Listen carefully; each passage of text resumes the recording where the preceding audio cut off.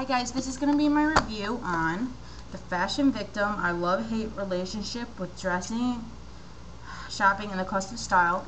Pretty much, and it's written by Michelle Lee. The book is, Michelle Lee is a contributor to leading fashion publications. Let me see, it's 285 pages with this kind of type, because I know a lot of you are like, is it small type?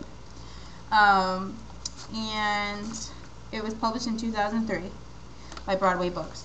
The book focuses on several things. Most importantly, why do we shop? Why do we use it as therapy?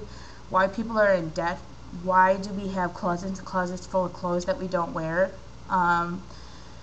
Why certain trends come in certain seasons? Not because that's what the designer wants, but a lot of people don't realize that designers go to trade shows themselves, and the providers of the material that they are purchasing can influence trends. Like one year she said an example about leather. What came back, it's because they were pushing to sell the leather. They were selling it at a lower rate, so all the designers decided to do leather.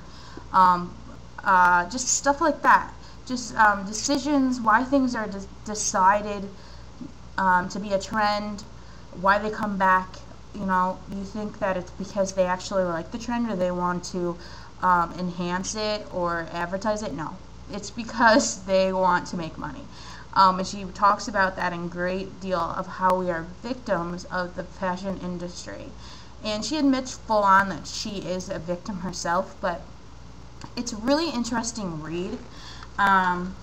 She talks about, you know, this history of fashion very briefly, like 20 pages, and she talks about how like the Neanderthals actually were the first people, and this is this can go all the way up to 100,000 years ago, for the first person to really wear clothes.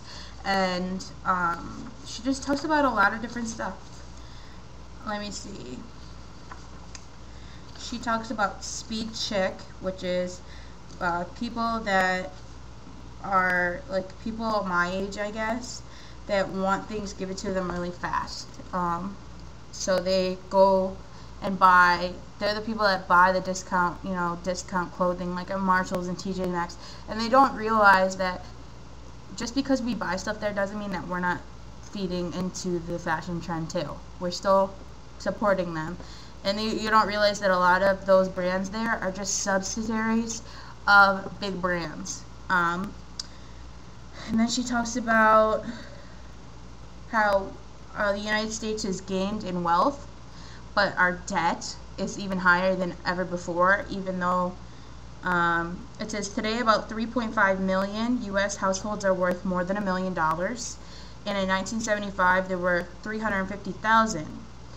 And she said, it was saying that most families currently save only 3.5% of their income. That's awful. And for what? For us to have closets that are full and stuff like that?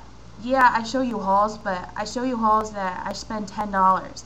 And I actually spent most of the weekend putting eBay auctions up for clothes that I never wore, and now I'm getting back more money than I even pay for them. So there are ways to be thrifty and not be a fashion victim, and I think it's a really interesting read for you all.